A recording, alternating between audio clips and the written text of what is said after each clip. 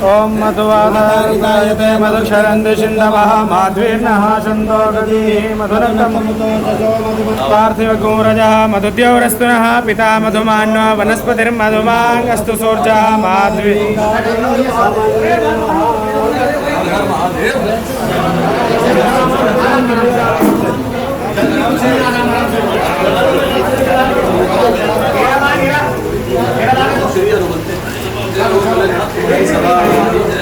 बोले बाबा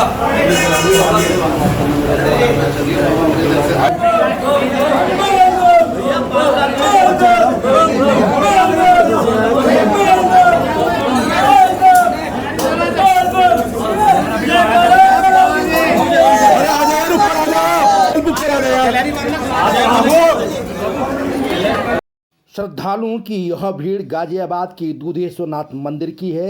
सावन का महीना है तो सारे श्रद्धालु अपने भगवान भोले शंकर को जलाभिषेक के लिए मंदिर में टूट पड़े हैं।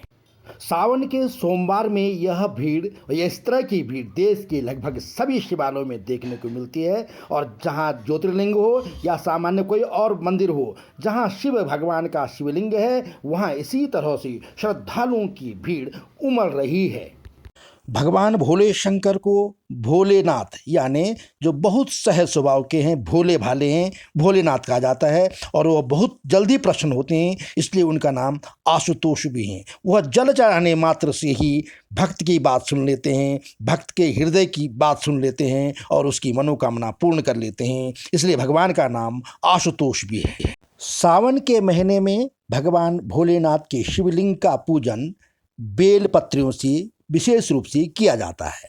बेलपत्री भगवान शिव को बहुत पसंद है।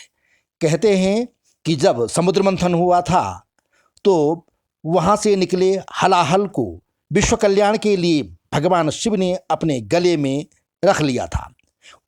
उनका गला इस विष के कारण नीला पड़ गया था, इसलिए भगवान को नीलकंठ भी कहते हैं। तो उस समय देवताओं ने भगवान के विष को कम करने के लिए उन्हें बेल पत्रियों का रस दिया था, बेल पत्रियां चबाने को दी थी और उनके सिर पर जलाभिषेक किया था ताकि विष का प्रकोप कुछ कम हो सके। तब से भगवान शिव के शिवलिंग पर बेल पत्री चलाने का लंबा प्रचलन बना हुआ है और यह प्रचलन अब तक जारी है। बेलपत्री औषधीय गुणों से भरपूर है।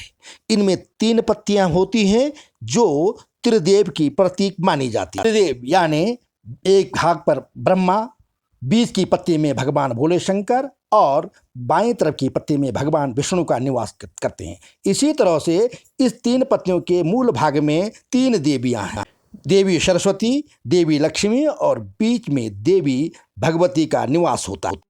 बेलपत्ती को 3 गुणों यानी तमोगुण, सत्वगुण और रजगुण का भी प्रतीक माना जाता है। इसी तरह से इसे 3 दिव्य ध्वनियों यानी ओम का भी प्रतीक कहा जाता है। कुछ और तरीके से भगवान के त्रिशूल के 3 रूपों को भी बेलपत्री के रूप में देखते हैं और त्रिनेत्र भगवान शिव के रूप में भी बेलपत्री को उसका प्रतीक मानते हैं। इसमें औषधीय गुण भी होते हैं। भोले के भक्तों, संवाद सूत्र को जरूर सब्सक्राइब। दूसरा सोमवार है और मंदिरों में श्रद्धालुओं की भीड़ उमड़ी हुई है। इस वीडियो में यह दिखाएंगे कि श्रद्धालु किस तरह से बेलपत्री से भगवान को समर्पित कर उनका जलाभिषेक कर रहे हैं और उनसे आशीर्वाद हासिल कर रहे हैं। यही वे बेल पत्रियां हैं जो भगवान शिव को बहुत प्रिय है। भोले शंकर के शिवलिंग पर इन्हीं बेल पत्रियों को श्रद्धालु श्रावण के महीने में या शिवलिंग की पूजा करते हुए विशेष रूप से अर्पित करते हैं। इनको अर्पित करने की विधि बता देता हूँ। ये बेलपत्री है, ये इसका मुख्य भाग है। अब भगवान को चढ़ाना है। जब शिवलिंग पे आप इसको चढ़ाएंगे तो ये इसके पृष्ठभाग को ऊपर करके चढ़ाना है और मुख्य भाग को शिवलिंग पर इस तरह से रखना है। पृष्ठभाग इसके ऊपर आएगा।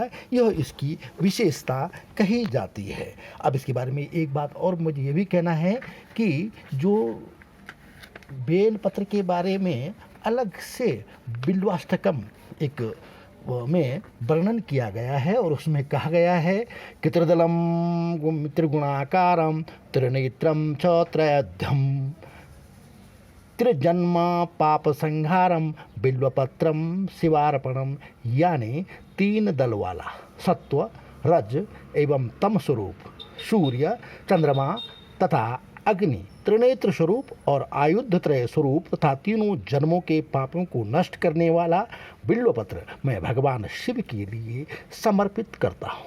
इसमें खंडित बेलपत्र चढ़ाने की मनाही होती है।